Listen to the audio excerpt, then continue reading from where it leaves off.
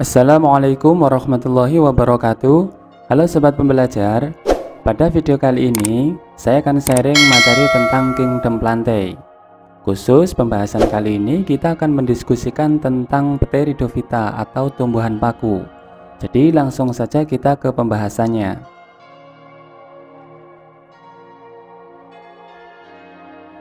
Pertama kita akan membahas tentang karakteristik Pteridophyta. Karakteristik dari Pteridophyta yang pertama adalah bahwa Pteridophyta ini bersifat kormus. Artinya tumbuhan paku atau Pteridophyta ini sudah memiliki akar, batang, daun sejati. Yang kedua adalah berakar serabut. Kemudian yang ketiga bersifat tracheophyta. Artinya anggota dari Pteridophyta ini sudah memiliki berkas pembuluh angkut yang berupa xilem dan floem. Yang keempat mengalami metagenesis atau pergiliran keturunan antara fase sporofit dan fase gametofit. Kemudian karakteristik yang kelima adalah bahwa dalam metagenesis sporofit merupakan fase yang bersifat dominan. Karakteristik yang keenam, anggota dari Pteridophyta ini umumnya tumbuh di tempat yang lembab atau basah. Kemudian yang ketujuh adalah cara reproduksi dari Pteridophyta ini bisa secara seksual, yaitu pertemuan atau fertilisasi antara sel kelamin jantan dan sel kelamin betina, dan aseksual misalnya dengan menggunakan spora. Kemudian ciri khas dari Pteridophyta ini adalah daun muda menggulung.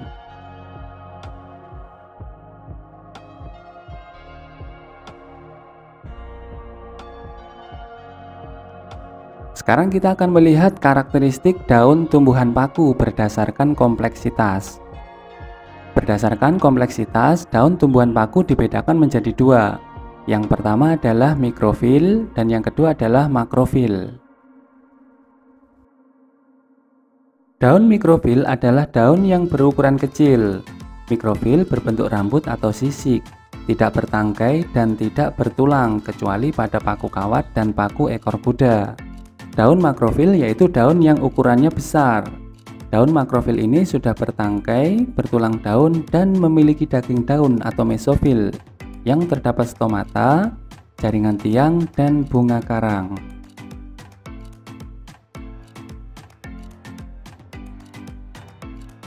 Selanjutnya kita akan melihat daun Pteridophyta berdasarkan fungsi. Berdasarkan fungsinya, daun Pteridophyta dibedakan menjadi tropofil dan sporofil. Tropofil merupakan daun yang digunakan untuk fotosintesis, sedangkan sporofil adalah daun yang digunakan untuk menghasilkan spora untuk proses reproduksi. Namun meskipun sporofil, umumnya daun tersebut juga dapat melakukan fotosintesis. Oleh sebab itu biasa disebut dengan istilah troposporofil.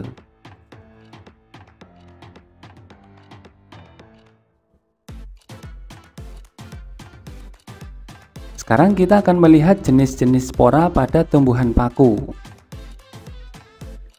Yang pertama adalah paku homospora atau isospora. Contohnya pada Lycopodium.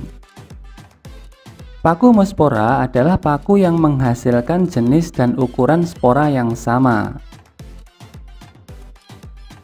Kemudian yang kedua ada paku heterospora atau anisospora, misalnya pada Selaginella. Paku heterospora adalah paku yang menghasilkan jenis dan ukuran spora yang berbeda. Kemudian yang ketiga adalah paku peralihan atau transisional, misalnya pada Equistum.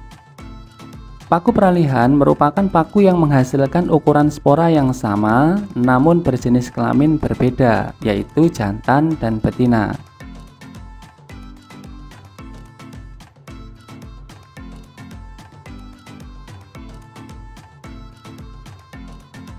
Selanjutnya kita akan melihat habitat tumbuhan paku atau Pteridophyta. Yang pertama ada paku yang hidup di tanah, disebut paku tanah, misalnya Adiantum cuneatum. Kemudian paku epifit atau paku yang menempel pada tumbuhan lain, misalnya Platycerium bifurcatum. Kemudian yang ketiga ada paku akuatik atau paku air, misalnya adalah Marsilea crenata.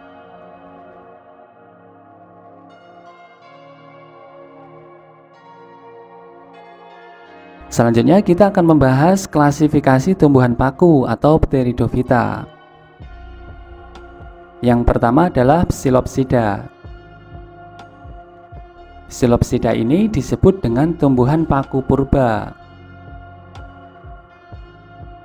Psilopsida bersifat tracheophyta yang paling primitif atau yang paling sederhana. Kemudian Psilopsida ini masih belum memiliki struktur akar. Akarnya masih dalam bentuk rhizoid.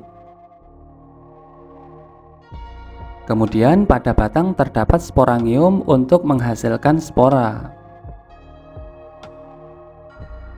Psilopsida ini tergolong paku yang bersifat homospora. Kemudian sebagian dari Psilopsida ini tidak memiliki daun, misalnya Rhinia, atau memiliki daun yang bersifat mikrofil, misalnya Psilotum. Anggota dari Psilopsida ini yang masih hidup sekitar 10 hingga 13 spesies dari 2 genus. Contohnya adalah Psilotum nudum.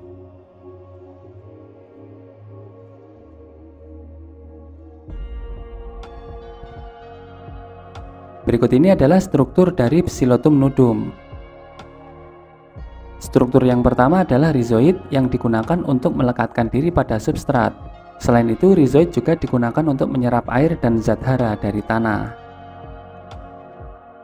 Kemudian di sini ada rizom. Kemudian ada batang, ada sporangium yang berfungsi untuk menghasilkan spora. Kemudian di dalam sporangium ini terdapat spora yang digunakan untuk reproduksi.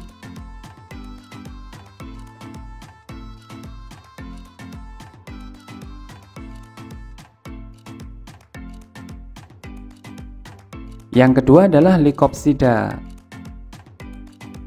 Lycopsida ini disebut dengan paku kawat. Lycopsida termasuk tumbuhan epifit, yaitu tumbuhan yang menempel pada tumbuhan yang lain. Daun Lycopsida berbentuk seperti rambut sisik. Kemudian sporangium Lycopsida terkumpul dalam strobilus. Selanjutnya berkas pengangkut dari kelompok Lycopsida ini masih bersifat sederhana. Gametofit ada yang bersifat uniseksual, ada yang bersifat biseksual. Gametofit yang bersifat uniseksual maksudnya adalah bahwa pada gametofit tersebut mengandung antheridium saja atau archegonium saja. Sedangkan gametofit yang bersifat biseksual artinya bahwa dalam gametofit tersebut sudah mengandung antheridium dan archegonium. Contoh dari Lycopsida ini yang pertama adalah Selaginella yang merupakan paku yang bersifat heterospor.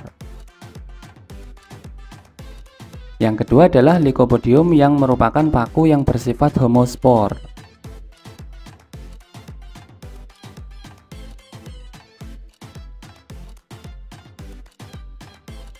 Selanjutnya klasifikasi Pteridophyta yang ketiga adalah Sphenopsida. Sphenopsida ini disebut dengan paku ekor kuda. Daun dari Sphenopsida ini tersusun melingkar pada batang, kemudian batang berongga dan beruas. Selanjutnya sporangium Sphenopsida ini berada dalam strobilus. Sphenopsida ini merupakan kelompok paku peralihan. Gametofitnya bersifat biseksual. Contoh dari Sphenopsida ini adalah Equistum debile.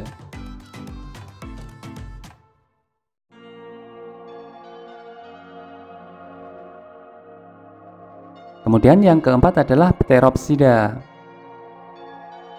Pteropsida ini disebut dengan paku sejati. Daun Pteropsida bersifat makrofil. Kemudian sorus dari Pteropsida ini berada di bawah daun sporofil. Selanjutnya, ciri khas dari Pteropsida ini memiliki daun muda yang menggulung. Pteropsida banyak ditemukan di pegunungan yang berhawa dingin. Contoh Pteropsida misalnya adalah Zola pinnata, Adiantum, Asplenium nidus, dan Marsilea. Marsilea ini termasuk paku yang bersifat heterospor.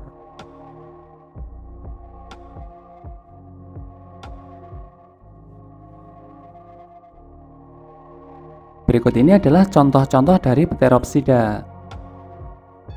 Yang pertama adalah Adiantum atau sublir. Yang kedua adalah Marsilea crenata atau semanggi. Yang ketiga adalah Platycerium atau paku tanduk rusa. Dan yang keempat adalah Asplenium atau paku sarang burung.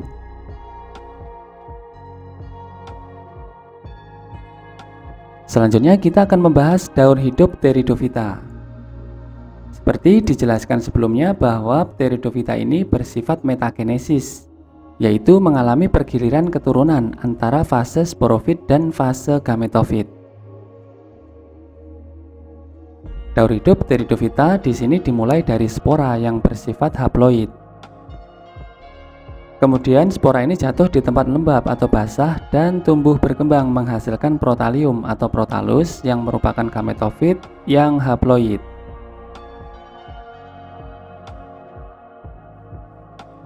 Gametofit ini adalah generasi penghasil gamet.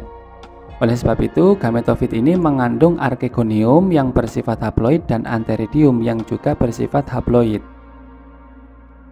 Archegonium menghasilkan ovum, sedangkan antheridium menghasilkan sperma.